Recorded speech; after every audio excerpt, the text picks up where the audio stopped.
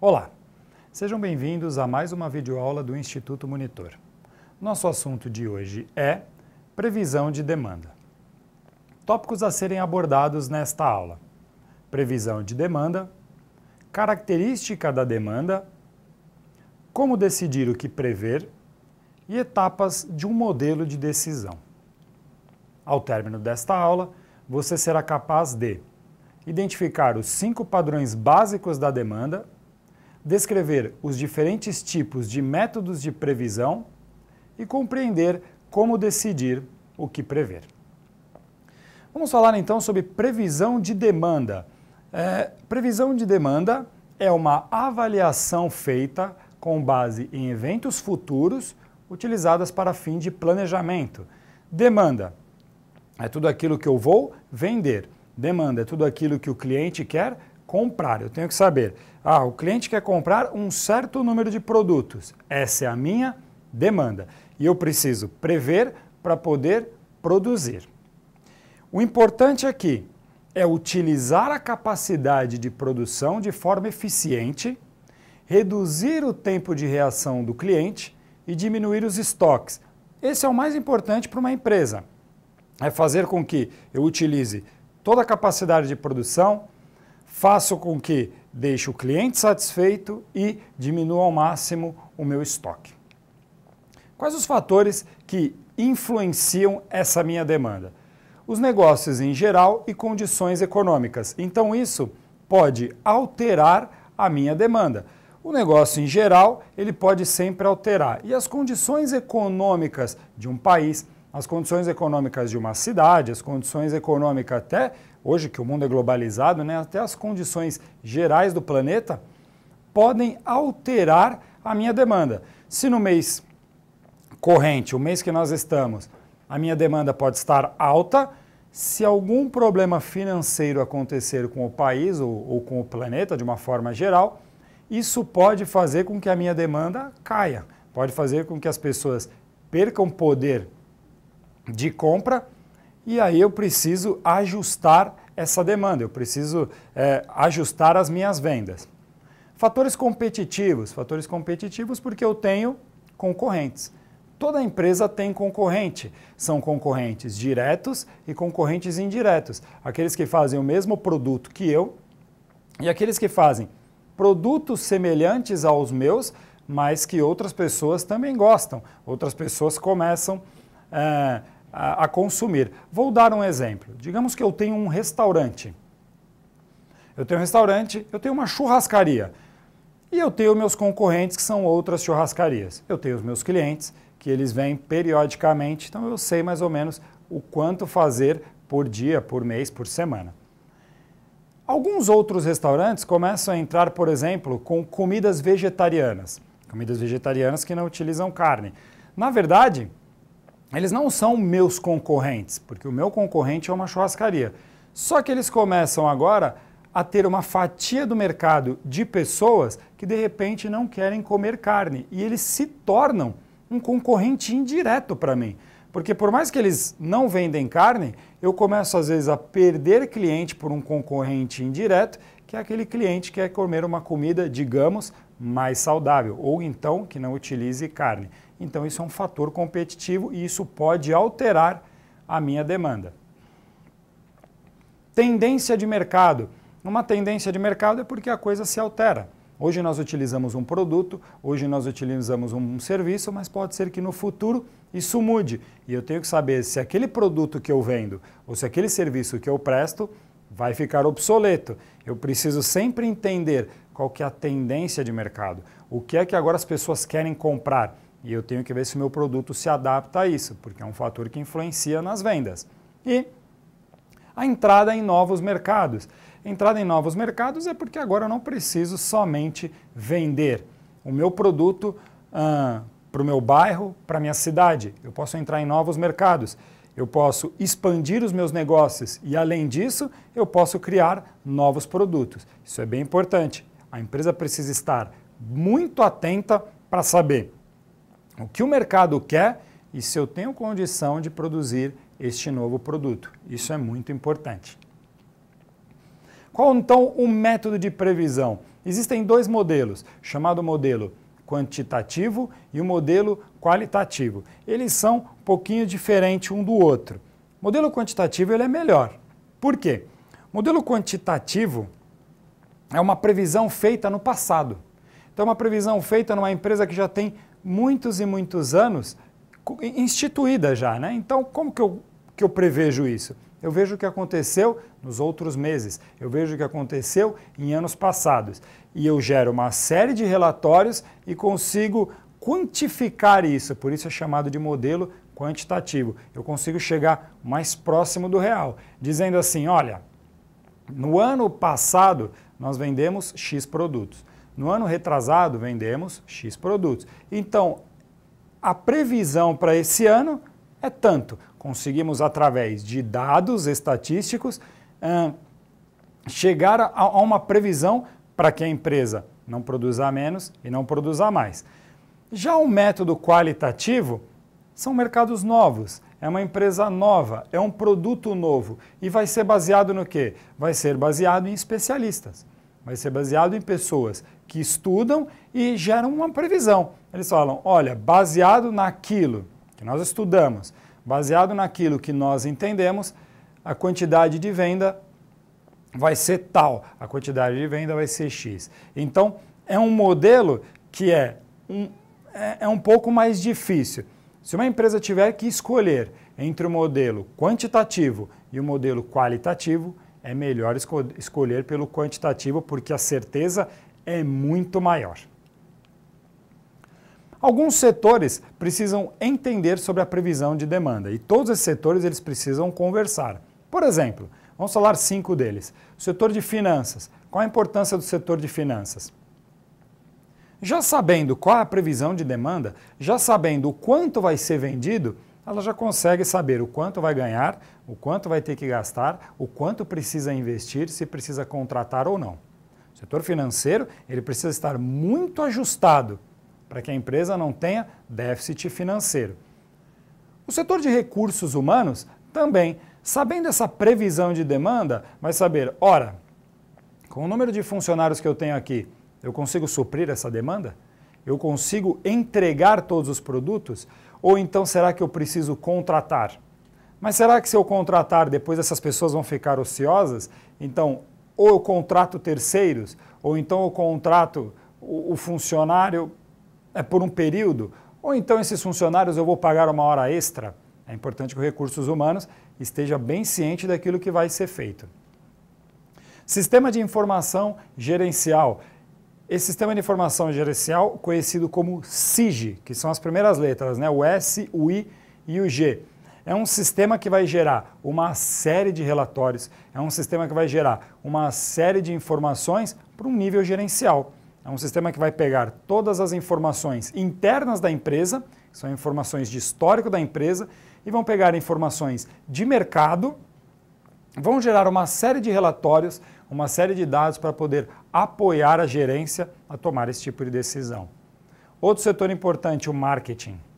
O marketing precisa saber se vai buscar novos mercados. Não adianta também o marketing querer vender para todo mundo se eu não tenho como produzir. Então o marketing precisa estar alinhado. Precisa saber qual é a previsão de demanda, o quanto eu posso vender e tentar atingir isso, para que não fique abaixo e também não fique muito acima. E o nível de operações. O nível de operações precisa também entender quanto vamos vender. Por quê? Porque eu preciso saber quanto de matéria-prima eu preciso e de que época essa matéria-prima precisa chegar na empresa, quanto de suprimento a empresa precisa. Eu preciso saber qual maquinário que eu vou utilizar, o quanto esse maquinário precisa trabalhar. Então, toda a parte operacional, que é a parte que vem desde a parte de pegar o suprimento até colocar o produto, ficar pronto, embalado para ser entregue. Todo esse processo operacional também precisa ter uma previsão, porque senão acaba dando tudo errado. Qual a característica da demanda? Quando a gente fala de característica da demanda, nós temos que falar de produto ou serviço. Então, um produto ou serviço, eles possuem suas próprias características e nem sempre é solicitada ou utilizada a mesma demanda o ano todo. Vejam como às vezes é difícil para uma empresa tentar entender o quanto eu vendo, então o quanto eu tenho que produzir. Mas por que isso? Pela sua característica.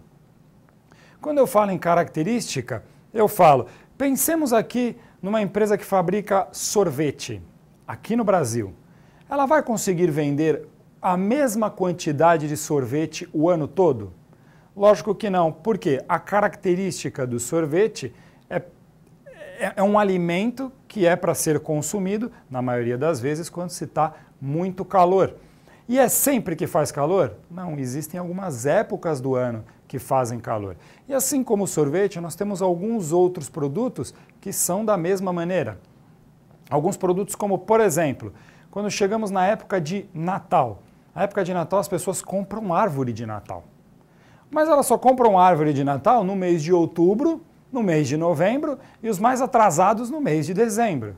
Dificilmente alguém vai comprar uma árvore de Natal em janeiro, em fevereiro, em março e em abril para falar, olha, já vou deixar essa árvore de Natal estocada para usar no próximo ano.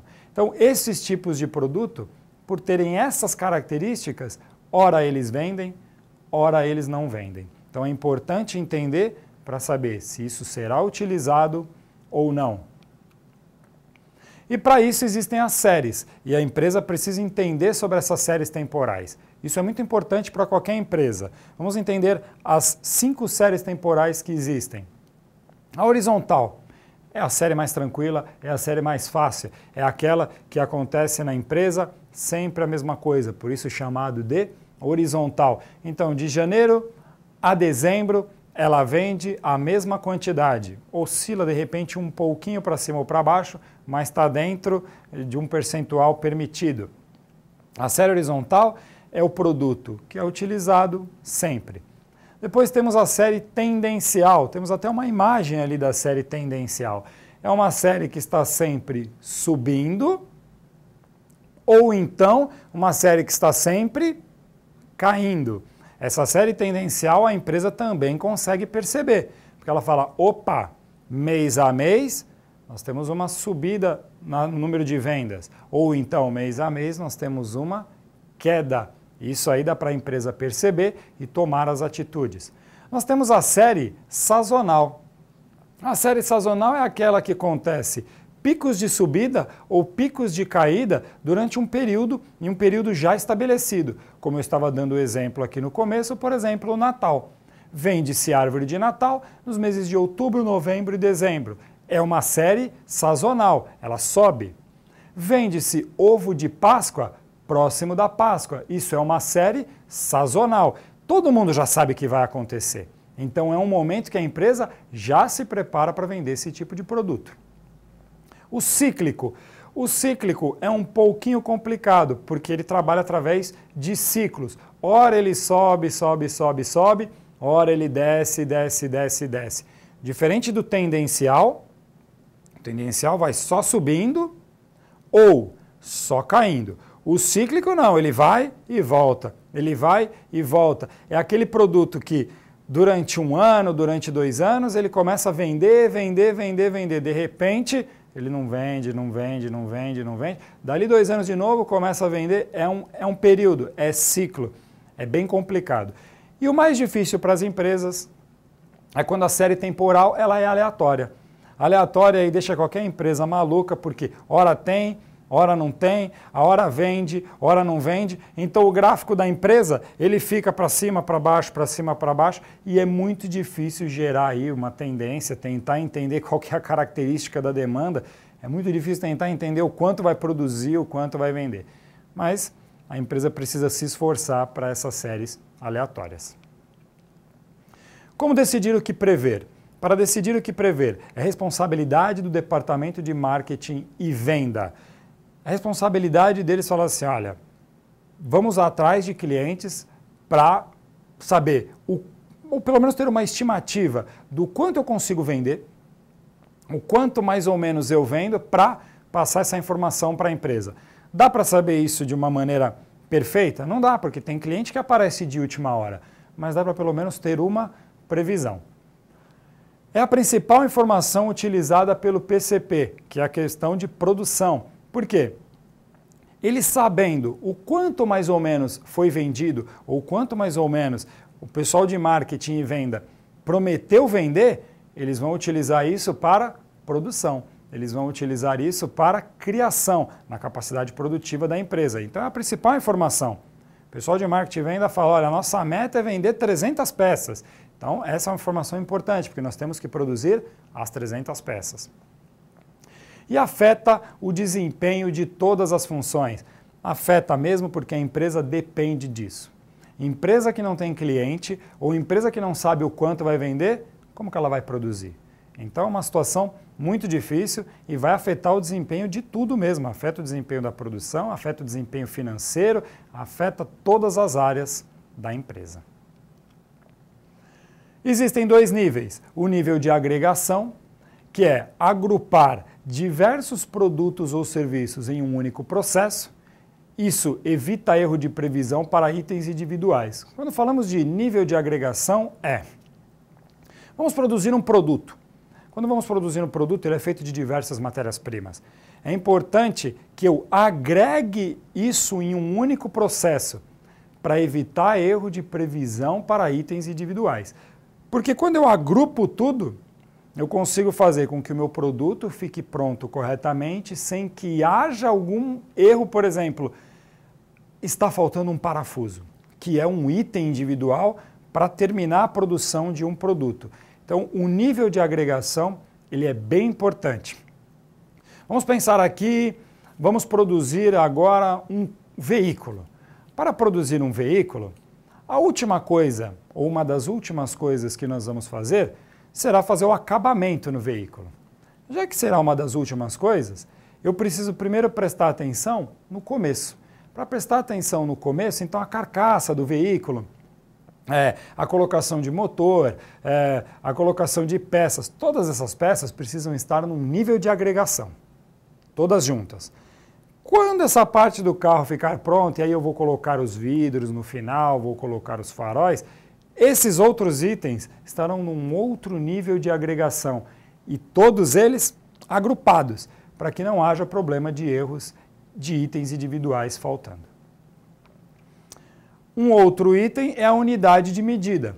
A unidade de medida é prever o número de unidades demandadas e então transformar essas estimativas em previsão de receita, e aí multiplicando as vendas. A unidade de medida é justamente a parte que o cliente está na frente. Eu tenho que saber quantas unidades eu vendi e então transformar isso em receita, multiplicando isso em vendas. A partir do momento que eu produzo, eu sei o quanto eu consigo produzir, essa é a minha unidade de medida, e eu vou tentar vender. A partir do momento que eu tenho 50 clientes, eu já tenho 50 unidades demandadas, e isso é uma previsão de receita, e a partir disso eu consigo multiplicar a minha venda. Quais são as etapas de um modelo de previsão? Lembrando sempre, gente, isso é uma previsão. Pode ser que dê certo, pode ser que não dê certo. Esta previsão, ela é importante ser feita, porque ela é baseada em alguns modelos, e tentar chegar ao máximo possível num número mais próximo daquilo que foi previsto. Então, as etapas. O objetivo do modelo. O objetivo do modelo é qual que é o objetivo de fazer essa previsão, ok? O objetivo é para que nós não tenhamos muito mais venda ou então não fique faltando produto. Esse é o objetivo. E nós vamos fazer a coleta e a análise de dados. Essa coleta e análise de dados, ela serve justamente para tentar entender, através de dados históricos, o que nós podemos fazer para que não haja nenhum tipo de erro nessa previsão. Seleção de técnica de previsão, e aí pode ser quantitativa ou qualitativa.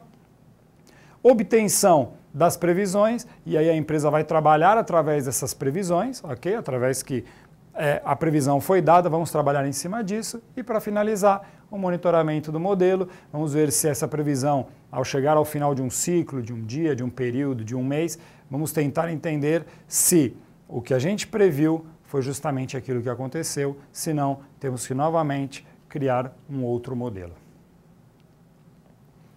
Deixo para vocês aqui um Saiba Mais.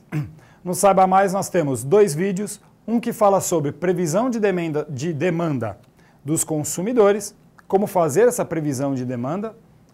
Não é difícil, mas é um trabalho. E o que é previsão de demanda, tudo aquilo que eu falei para vocês, aí vai ser completado, ok? Chegamos ao final de mais uma videoaula do Instituto Monitor sobre previsão de demanda.